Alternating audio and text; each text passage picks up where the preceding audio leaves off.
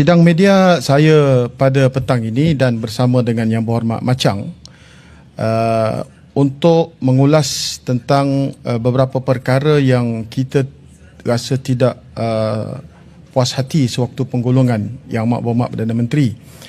Saya nak fokuskan kepada isu royalti yang saya bangkitkan dalam perbahasan di peringkat dasar, dan juga saya telah pun mengamati ucapan Perdana Menteri kalau-kalau akan dijawab pada penggolongan beliau sebentar tadi.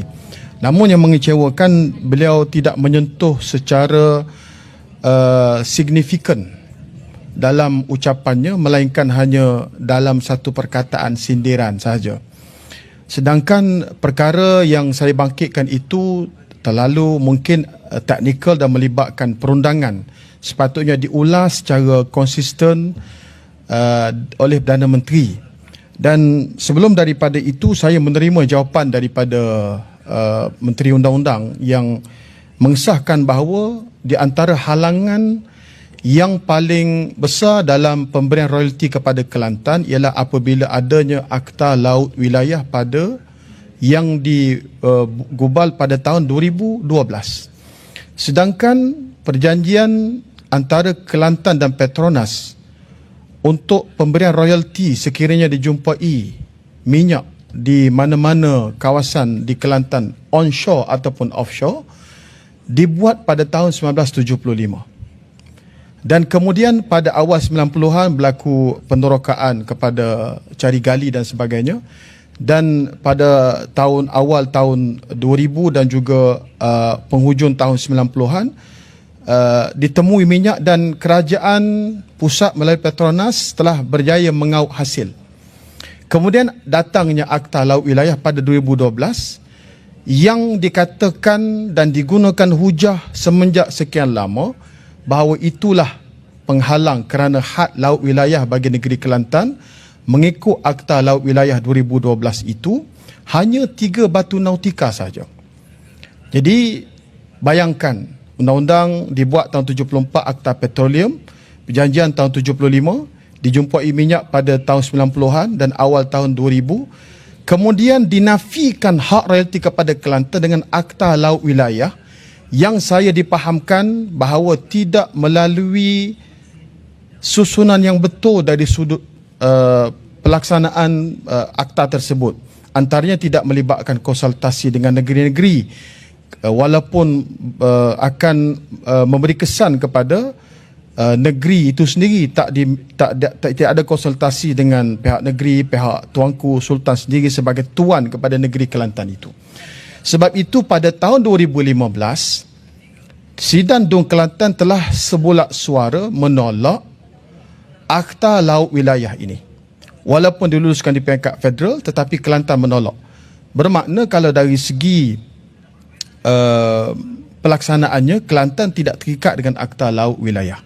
Sebab itu kita bangkit pada hari ini, dan beberapa rakan-rakan dalam ucapan perbahasa sebelum ini telah pun mendesak supaya kerajaan memberi peruntukan, melunaskan sebagaimana bayaran dalam perjanjian pada 1975, iaitu 5% hasil royalti petroleum itu mesti diberi kepada negeri-negeri pengelola minyak, antaranya Kelantan sebagai negeri pengelola minyak. Dan kita duka cita pada hari ini bila saya bangun untuk minta penjelasan Perdana Menteri, dia hanya dengan nada sembrono menyatakan bahawa zaman Perikatan Nasional juga tidak diluluskan royalti. Saya bercakap dengan seorang Perdana Menteri.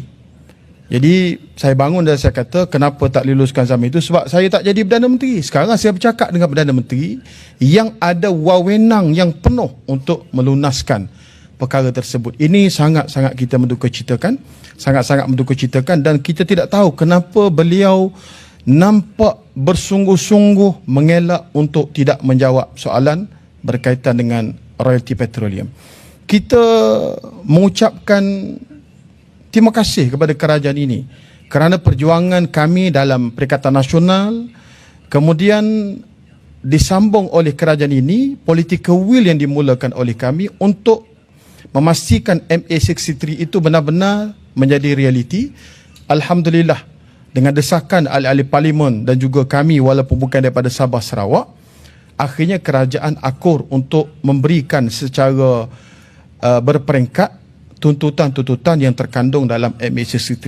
Begitu juga dengan royalty. Ini hak bagi rakyat negeri Kelantan. Kita tidak akan berhenti. We will never ever surrender sehinggalah kita berjaya mendapat hak yang termaktub dalam perjanjian, kerana kita melihat halangan-halangan perundangan. Dan saya bertanya, adakah kalau itu sebagai halangan untuk menetahkan polemik, kalau Akta Laut Wilayah sebagai halangan untuk menetah polemik ini, mengapa kerajaan tidak ada political will untuk meminda Akta Laut Wilayah itu? Jadi itu saja yang saya boleh sebutkan. Kita amat duka cita, kita menantikan khabar gembira sebagaimana rakan-rakan kita Sabah Sarawak menantikan dengan penuh gembira, mendapat jawapan yang penuh gembira dengan pelaksanaan sebahagian besar yang terkandung dalam MA63, tapi rakyat Kelantan Terengganu masih lagi terpaksa menagih hak mereka yang bukan saja dinafikan, bahkan tidak mahu dijawab, seolah-olah perkara ini tidak penting, padahal ianya satu perkara yang sangat besar kepada kami rakyat negeri Kelantan.